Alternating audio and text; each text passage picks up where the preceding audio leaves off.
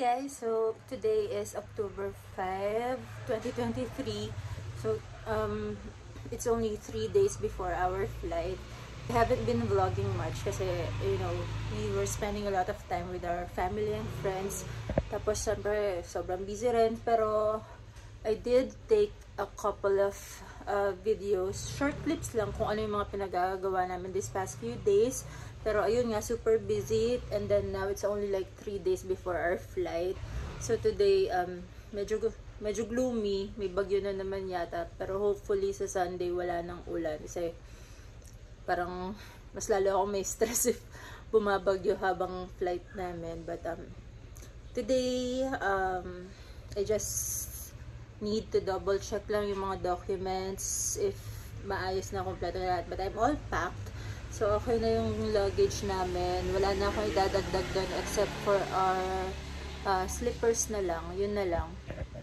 And then, I want to make a list of things for my husband kasi may iwan nga siya. So, I need to make a list of the things that he needs to bring sa embassy for his interview, gano'n, yung mga website na kailangan niyang i-check, kailangan niyang i-update, yung mga gano'ng simpleng bagay lang. Ako kasi lahat nag-asikaso na eh, but ayun, syempre, baka hindi ko matutukan yun sa kanya, though, tatry ko pa rin naman na ako yung gumawa nun, but para lang, tulungan kami.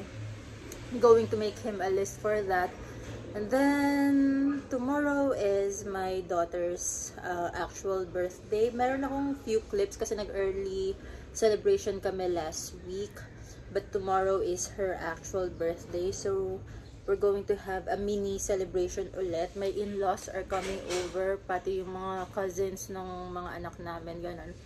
And they're going to be having a sleepover here. So, ayun, last few days in the Philippines. I'm super excited, medyo kinakabahan.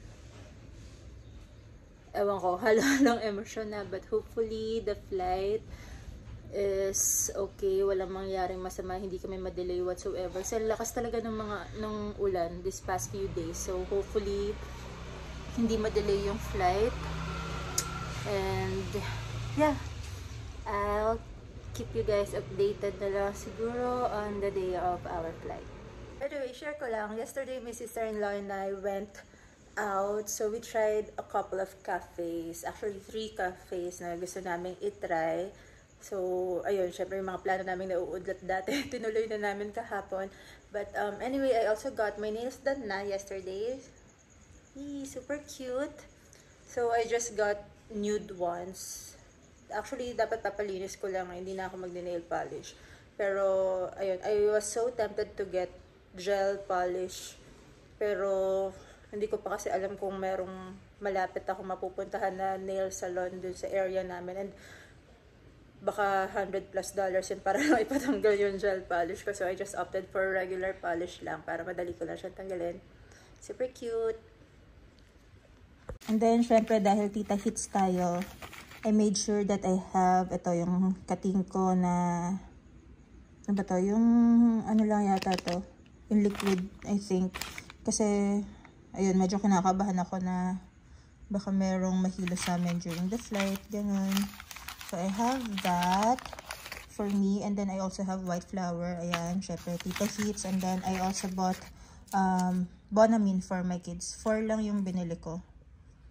Hopefully, talaga walang mahilo, walang masuka sa amin during the flight. Kasi si Kayla, my youngest, yung last flight namin, nagsuka siya sa plane eh. Pero though, bata pa naman siya nun. Pero ayun nga, just being prepared.